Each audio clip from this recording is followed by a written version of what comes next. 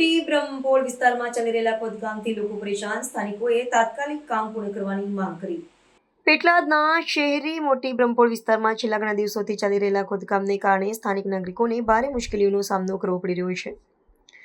આ ખોદકામથી રસ્તાઓ બંધ થઈ ગયા છે અને અવરજવર માટે મુશ્કેલ પરિસ્થિતિ ઊભી થઈ છે, જેના કારણે સામાન્ય જનજીવન પ્રભાવિત થયું છે।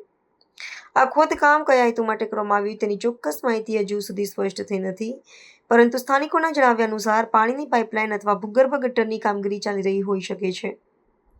આ ખોદકામ લાંબા સમયથી ચાલતા હોવા છતાં તેને તાત્કાલિક પૂર્ણ કરવામાં આવતું નથી, જેના કારણે રહેવાસીઓમાં રોષ જોવા મળી રહ્યો છે। વાહન ચાલકો અને રાહદારીઓને ભારે હાલાકીનો સામનો કરવો પડી રહ્યો છે। સ્થાનિક નાગરિકોએ તંત્રને આ કામગીરી ઝડપથી પૂર્ણ કરવા માટે અપીલ કરી છે।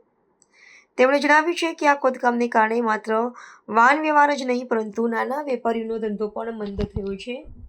લોકોએ તંત્ર દ્વારા મુદ્દા પર તાત્કાલિક ધ્યાન આપીને સમાધાન લાવવાની માંગ કરી છે। મારું નામ દિવ્યા છે। અમે મોટી બ્રહ્મપોળમાં રહીએ છીએ। અમારે બહુ જ તકલીફ છે અહીંયા ગટરો ને બધું ઉભરાય છે, ગટરોમાંથી ટોયલેટ ને બધું નીકળે છે। અહીં વૃદ્ધોને આવવા જવામાં બી તકલીફ થાય છે અને અહીંયા બધાને કહીએ છીએ કોઈ કશું એ કરતું નહીં, નહીં કોન્ટ્રાક્ટર દેખાતા, નહીં કાઉન્સિલર દેખાતા। આ ખાસા ટાઈમથી પ્રોબ્લેમ છે અને અહીંયા ખોલીને બધું એ કરે છે, પણ કશું કોઈ સામું જોતું નહીં। હવે આવું અત્યારે નવરાત્રના ટાઈમમાં આવું ગટરોનું પાણી, ટોયલેટ ને બધું બહાર નીકળે, કેમનું એ કરવાનું? આવું સેવા પૂજા કરવાની હોય અને ગટરોમાંથી સંડાસ ને બધું બહાર નીકળે, અત્યારે ઇન્ફેક્શન કેટલું બધું થાય છોકરાઓને। મારી માંગ એ છે કે તમે આ બધું વેરાહાર ગટરોનું ને બધું ચોખ્ખું કરાવો અને વહેલી તકે આ બધું પૂરું કરાવો। બેન વિષ્ણુભાઈ દલવાણી મારું નામ છે। હું પેટલાદ મોટી બ્રહ્મપોળમાં રહું છું। છેલ્લા 15 દિવસથી અહીં ખોદાખોદ કર્યું છે, કોઈ હોમું જોવા આવતા નથી। 2 વખત તો હું પડી ગઈ છું, મને કોઈ દવાખાને લઈ ગયું નથી અને રિક્ષાઓ કરી નગરપાલિકામાં જઈએ તો નગરપાલિકાવાળા શું કહે છે કે અમે આવીશું પણ કોઈ દેખાતા નહીં ગયડાઓ। તમારી શું માંગ છે? મારી તો માંગ એ જ કંઈ કમ્પ્લીટ 1-2 દિવસની અંદર થઈ જવું જોઈએ, નવરાત્રી પત્યા પહેલાં। મારું નામ નયનાબેન સતીશભાઈ જોશી છે। છેલ્લા 15 દિવસથી ગટરો ઉભરાઈ ગઈ છે, બધા ગરડા ઉંમરવાળા પડી જાય છે। 2 જણ પડી ગયા, મારા મિસ્ટર પણ પડી ગયા છે અત્યારે, એટલે એ તમે દવાખાને લઈ જવાની એ કરજો।